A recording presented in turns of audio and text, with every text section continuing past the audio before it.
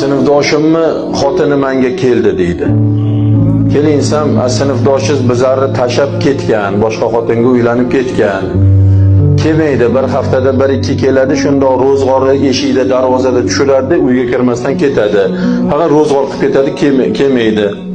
Bir gapirib qo'ysangiz deb ketdi deydi. Insofga chaqirib qo'ysangiz deb ketdi deydi. Ertasi kuni o'rtog'imni topdim deydi. Bir gaplashmaymizmi? Bir gaplashamiz deb qoldi deydi. Ancha bo'ldi gaplashmaganimizga. Qora aka, qayerda gaplashamiz dedim. Yuring manikiga boramiz deb keyin ikkinchi xotinni uyga olib bordi deydi. Shundoq qo'lga kirsak, bir o'ralgan ayol, "Keling begim, assalomu alaykum" deb darrov o'tirib, erini botinka bog'ichlarini yechib, paypoqlarni yechib, shimlarni qayirib, "Keling, bu yerga o'tiring" deb chilopchim bilan obdastdan olib kelib, erini oldin oyoqlarini yuvdi deydi, keyin qo'liga suv o'zi qilyapti deydi.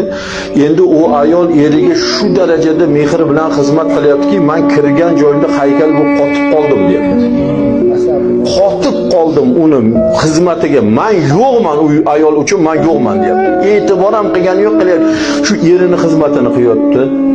Hamma xizmatlarni qilgandan keyin dasturxonni ustini ochib, "Keling mehmon" deb kirib ketdi deydi.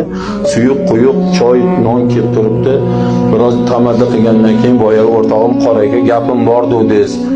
Nima gapingiz bor edi" deb so'rab qoldi deydi. "Nima deyman men unga" deydi. "Nima deyishim mumkin men unga" deydi. "Qo'y, buni tasha, ke bor, anu chakayning oldiga bor."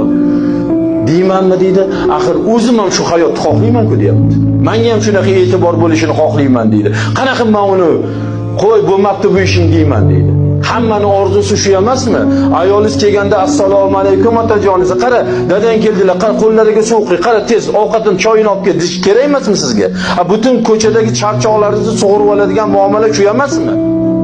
Keldiz, yo salom yo'q, o'tirdiz, na bir e'tibor yo'q.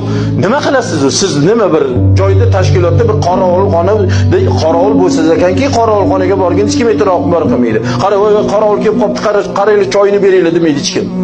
Kiradi bechora, o'sha yerda o'zi qaynatadi, o'zi pishiradi, o'zi chiqib ketaveradi. Qorovul emas-ku, bu seni ering-ku, bolalaring otasi-ku. Sen o'zing qilmasan, bolalaringga qildir. Qara, "Ey kelin qarang, dadangizga qarang, qanday qizg'in." Qiyinmi shu? Bunaqa mehr bo'lmagandan keyin nima qiladi? Choyxonada yonboshlab osh ko'rib kelaveradi har kuni.